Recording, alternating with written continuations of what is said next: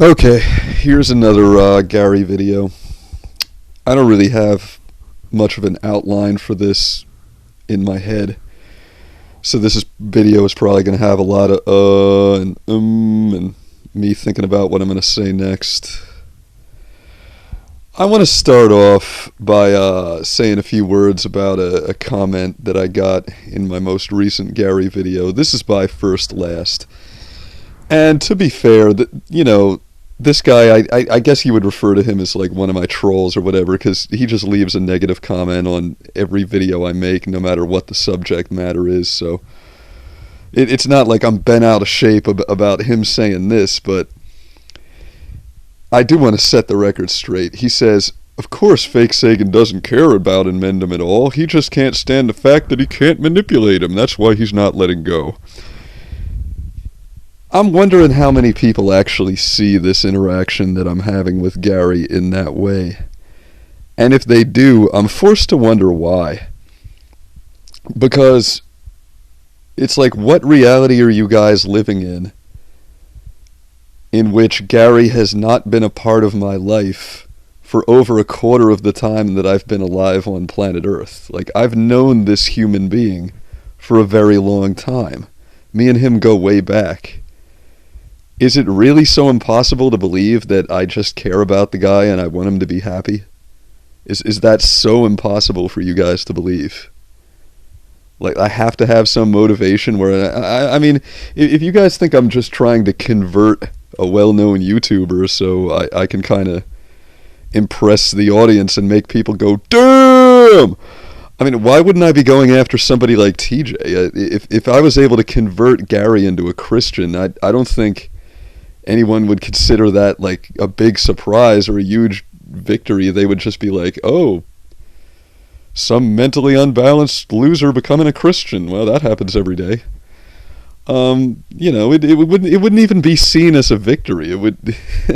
I don't think anybody would be surprised if Gary did become a Christian. Not that that's ever going to happen. But I'm just kind of disappointed by the way a lot of, because it's not just this First Last guy. A couple of people have made comments along similar lines where they seem to think I just want Gary as some kind of trophy for what a good rhetorician I am or something, and it really has nothing to do with that. Anyway, now I'm going to stop addressing the audience and start addressing you personally, Gary. But I wanted to get that stuff out of the way. So Gary, I've been, the last video that you recorded to me, I watched it several times. And then after that, I reviewed this whole interaction. I rewatched all of the videos that I made to you, and I rewatched some of the videos that you made to me. And what I've been forced to conclude, and it was really kind of a horrifying realization, is that you're the one with the stronger argument. That is a bitter pill to swallow right there. Now that doesn't mean I think you're right by any means. There's a very big difference between having the stronger argument and being right. I think the entire history of our system of jurisprudence kind of points to that. In other words, a court decision is hardly ever the correct decision. It's just the decision. But yeah, I mean, Gary, Great Helm was right with what he said about you. Your philosophy is airtight. There's no gap. There's no weakness for me to exploit. The reason that I tried to use an emotional argument to try to change your mind, which is what it is when I, point to your feelings for Ocean and say that that's the inconsistency in your thought. The reason why I tried to use an emotional argument like that is because antinatalism itself is an emotional argument. That's the only way you can respond to it. Like the belief that life sucks and is not worth living is not something that you can refute with facts. It's an emotional argument to begin with. So the only way you can argue against an emotional argument is with another emotional argument. There are no fact claims to either verify or disprove when it comes to this. But the point that I'm at right now is acceptance, and I have learned a lesson from all of this. But I'm done trying to change you, Gary. I think that maybe I was kind of making the same mistake you were making in lacking the capacity to understand how different the world can seem to different people. Your philosophy is predicated on this idea that life is so defined by suffering, that existence is so painful, that not only should we not want life for ourselves, but that it's a great imposition upon as yet uncreated people to bring them into this world. Right? It's almost like levying a tax on someone who doesn't exist yet to create a new life and condemn them to the existence that we live here. But the reason why you see the world that way, Gary, is because life is very painful for you. You find existence to be horrifying and defined by pain and suffering. And you lack the capacity to imagine that anyone else feels differently than you do. Well, I've kind of been making the same mistake when it comes to you. I take a look at your life, and I see a guy who is essentially a shut-in. He's been living in his house for a very long time, doesn't go out much, just kind of spends a lot of time talking to strangers about how horrible life is and how they should all agree with him and commit mass suicide. And it's impossible for me, the fluffy kittenist, to imagine how that could be a fulfilling and happy life. But that's my limitation. That's my that's the failing of my own capacity for imagination. And I think what I've learned from this interaction is that maybe you're not as unhappy as I thought you were. I mean, maybe this is just the life that's right for you. You found what works for you. Because I was going over it and thinking about this, and I realized, if I watch a couple of your videos in a row, it's not like you never smile. It's not like you never laugh. It's not like you never seem to be having a good time telling your jokes and telling your stories. I guess your life isn't that bad. It's just what works for you.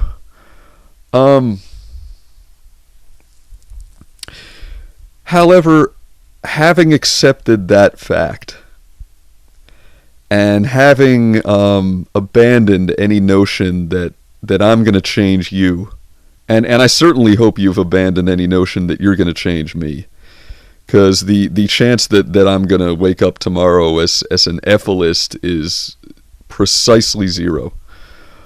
But having abandoned any notion that you and I are going to change one another, I've decided to embark on a new quest. Instead of a quest to change you, I'm on a quest to understand you now. That's what I want to do.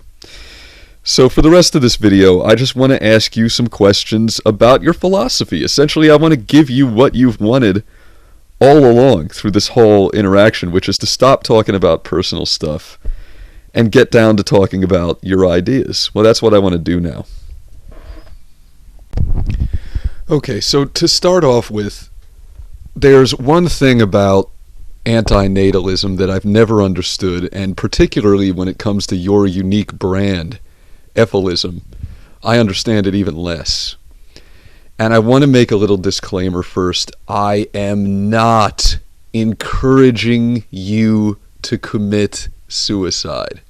As a matter of fact, if you ever did commit suicide and there was even a slight inkling in my mind that something that I said was the reason for that, I would never make a YouTube video again, and I would probably never engage in any kind of public speaking again.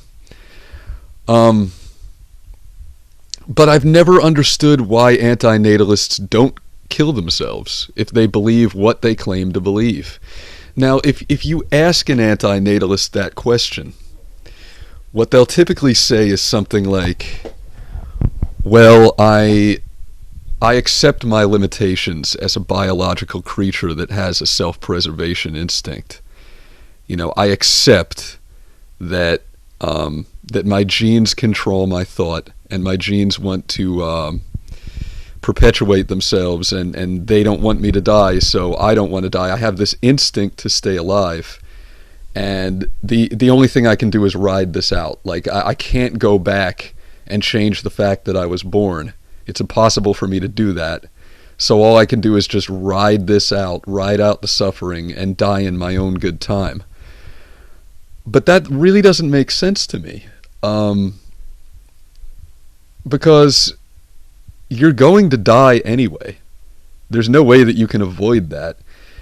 And the death that you find is probably going to be one caused by disease, frailty, old age, and a death in a hospital bed isn't necessarily the most pleasant one. You know, it could be slow, it could be painful, and it could involve a great deal of suffering. Whereas if you were to just put a gun in your mouth right now and pull the trigger, that's a pretty quick and painless death, and it spares you what, like another 20 or 30 years of the life that you hate, the existence that's defined by nothing but suffering and sorrow. Why would you not take that option? Now, again, please let me reiterate, I am not encouraging you to commit suicide. I just don't understand why you don't. It makes no sense to me. So if you could start off by explaining that, I would find that very useful.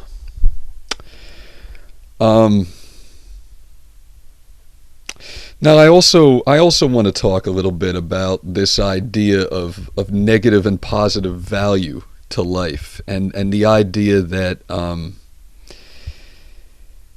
that procreation, bringing a new life into the world, is sort of like levying a tax against a future generation. It's sort of like you're condemning someone who doesn't exist yet to suffering. And you in Mendham, I'm sorry, why did I just call you in Mendham? You, Gary, have defined this as a form of rape. You've used the term rape. Well, how can you define concretely that life has more negative value than it has positive value? Because it's impossible to measure suffering. There's no metric of pleasure or pain, and those things are so subjective. Like the example I was just talking, like your life, we could take that as an example. To me, from my point of view, I would see your life as being something painful and unpleasant, and yet it seems to work for you. You know, I'm going to talk about sex because. So by the way, like Christians in the audience, like if Jesus Freak and Stephanie are watching this together, turn the video off and just go away. Because I don't need a bunch of stuff in the comments section. Like, oh, you're supposed to be a Christian now. Why are you talking about obscene things in your videos? Guys, there's never been a topic that I've been afraid to talk about, and there never will be. That's not going to change. And the reason why I'm using this as an example is it's simply the only go-to example that I can think of the way that pleasure and pain can be interchangeable and subjective. I'm going to talk about when chicks give me head. Because when I find myself in one of those Donald Trump locker room conversations with other guys where sex comes up, and I'm sure women have the same conversations with other women where, you know, they talk about sex. Well, when I talk about sex with other guys and the topic of blowjobs comes up, They always discover, much to their horror and shock, that I kind of like it when women use their teeth. Well, there's no kind of. I actually do like it. I request it, in fact. And every other guy I've told that to, without exception, has always been like, "Oh, what is wrong with you? Oh, it hurts so bad. Why? Oh, dude." Well, it feels good to me. I like it. So this is precisely what I'm talking about, though, Gary. I mean, something that 99% of the human species considers painful, there's always going to be that 1% that just feels like, well, I like it. I mean, this feels pretty good. So, considering how subjective pleasure and pain really are, how can you claim knowledge that life is objectively more painful than it is pleasurable? How can you claim to know that? Wouldn't you have to be a psychic? Wouldn't you have to have knowledge of other people's experience that the existential isolation of human beings precludes you from having? How are you able to get inside someone else's head and know that life is just nothing but suffering for that person? You can't know that, Gary.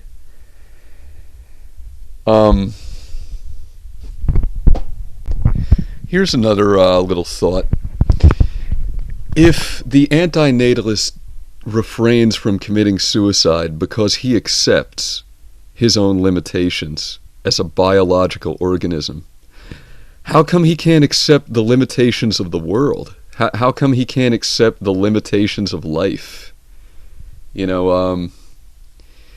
It's like you guys are willing to grudgingly accept that you're not perfect, that there's a flaw in you that keeps you from being able to live your philosophy to the fullest.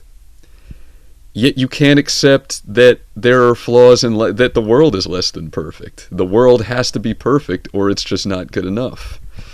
The example that I used in my comment section of my most recent video about antinatalism is that it's quite literally throwing out the baby with the bathwater. If you've ever heard that term, that should be in the dictionary next to antinatalism. It's almost essentially what the word means: anti-birthism, anti-babyism. That's literally what you guys are doing. Like the term "throwing out the baby with the bathwater" is an idiom that refers to wanting so bad to get rid of what's bad that you also throw out what's good along with it. And it's simply the perfect metaphor for antinatalism. You're throwing out the baby with the bathwater, quite literally. But when it comes to this idea of rape against the rights of people who don't yet exist, I have two questions about that. Here's the first one.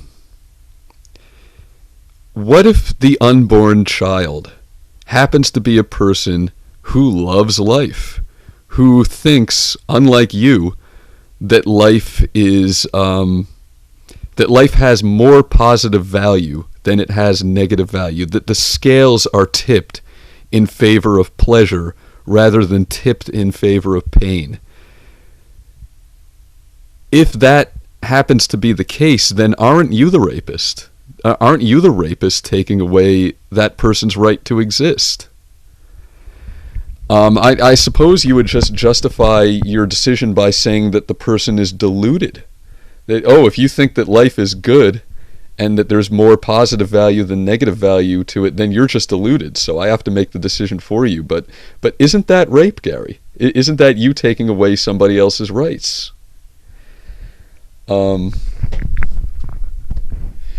Now, I'm also going to go at this from another direction, and one that perhaps you wouldn't expect. And that's to ask this question: does a person who does not exist have rights? Let me explain what I mean. An antinatalist such as yourself would probably say that a parent's motivations in creating a child, in procreating, are not righteous motivations. They're selfish motivations, right? Like the reason why we have children is because misery loves company, right? It's two things. It's number one, it's simply our genes controlling our thought, and our genes that want to perpetuate themselves are manipulating us into procreating, and we're being used by our biology essentially. And two, it's this idea that misery loves company, that life sucks, we're all unhappy, so we want to bring a child into our lives to make ourselves a little bit happier. But what about the needs of the child? You know, are we just doing it for ourselves? Well, here's the question that I'm asking. What if misery really does just love company? So what? Doesn't an organism that already exists have more rights than an organism that does not exist? How can we speak of the rights of a non-existent entity? A non-existent entity has no rights because it has no existence. Whereas the parents who already do exist, if they have a way to alleviate their suffering, and that method happens to be misery loves company, bring another person into the world, and even if that person has to suffer, therefore I suffer a little bit less, how can you argue against that? I mean, don't the rights of a person who exists trump the rights of a person who does not exist? Because there are no rights to speak of in a non-existent person. It's a non-existent person. So I see a paradox there. And here's the final thought for this video, and I guess it's kind of a mix between an observation and a question. In other words, you can choose to answer it, and I'd love to hear your answer, or you can just consider it an observation. But I find it interesting that you speak of posterity when it comes to your own actions and your own dedication to your belief system. In other words, you've said, you know, and it goes along the same line of you saying, I'm not dedicated enough to my cause, I'm not suffering enough for my cause, and really the only thing I deserve is, if I'm lucky, to not have my grave pissed on. Well, if you got your way, Gary, there would be no more human species on planet Earth. So who is there going to be to either condemn or praise you? You know, why are you concerned with the opinion of history about you as a person when there will be no one to write history? There will be nobody. And, okay, so that wasn't the final observation. Here's the real final observation. It has to do, again, with the idea of life having positive and negative value. Let us assume that life has more negative value than it has positive value. Let us assume that if you were to weigh somehow, and again, I say there is no method of objectively measuring or weighing pleasure and pain. But if you were to somehow weigh the amount of pleasure and pain in life, and you were to conclude objectively somehow that there is more suffering than there is pleasure in life, that life is more bad than it is good, even if that were true, isn't a negative value worth more than nothing at all? Here's like let's put this in terms of math. Okay, -2 is a number. -5 is a number. 0 is not a number. 0 is nothing. So, like, even if we are in the red and not in the black, when it comes to pleasure and pain, you know, isn't it still better to exist than not to exist? Isn't it better to suffer than not to exist at all? So, these are my questions for you, Gary, and like I said, I'm not trying to change your mind. I'm not trying to convert you to Christianity or even just get you to leave your house. I've given up on that. I just want to understand. And for what it's worth, if you're interested to know,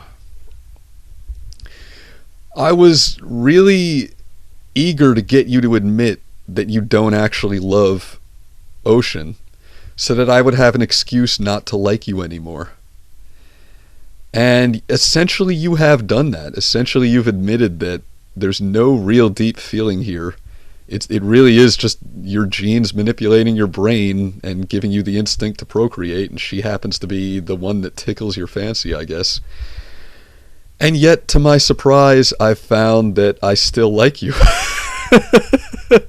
And I guess I just think you're an all right guy. And part of me really wishes that I could go back to the days when I thought you were a bad person. I used to just think of you as a cruel and evil person. I used to think of you as this death cult leader that just wants human life to end because he himself is so miserable. Essentially, I thought of you the same way that Brett Keane did before he changed his mind.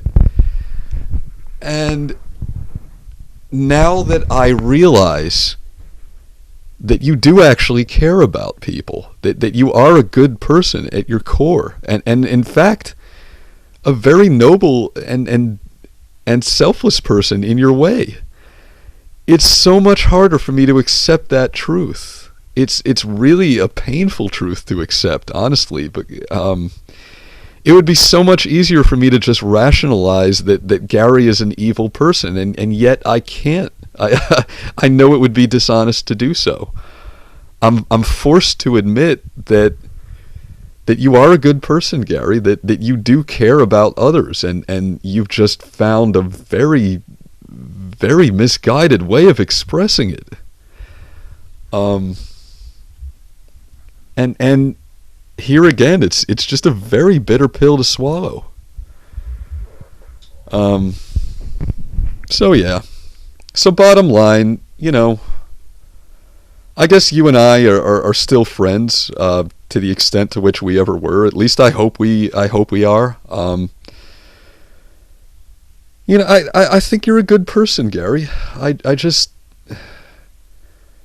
can't understand how you can see the world the way you do. It's so counterintuitive to everything that I believe and to my own frame of referential experience. I can't wrap my mind around it, and I don't think I ever will. And I guess if you want me to give you something that you might be able to derive a little bit of satisfaction from, like I guess it would be good for me to give you a win to take out of all of this. So I'm going to give you that win by telling you that you will always be a cause of doubt for me. Not that I'm going to abandon Christianity and become an anti-natalist. That's certainly never going to happen, but there always will be this nagging doubt in the back of my head, like, what if Gary is right? What if his way of looking at things is the correct one? And I find that it's been observed by many people how many times I've changed my mind about everything under the sun, whether it comes to politics, philosophy. I've been a left-wing guy, I've been a right-wing guy, I've been a Christian, I've been an atheist, I've been everything under the sun. And I found that at no point in time was I ever able to feel this satisfaction like, oh, I know I've got it right. I know that there's absolutely no chance whatsoever that I could be wrong. Because no matter what belief system I hold, there's always going to be this other group of people on the other side of the fence saying the exact opposite. And I don't think that detracts from my experience as a Christian at all to have doubt. Every Christian has doubt. Just as I think every atheist has doubt, whether they'll admit it or not. And of course, most of them never will. But they do. And I know that because I was one. So I see through the BS. If an atheist wants to tell you, oh, there's never a moment of doubt when I ask myself, I wonder if maybe the Christians are right. They do. They'll never admit it, but they definitely do. And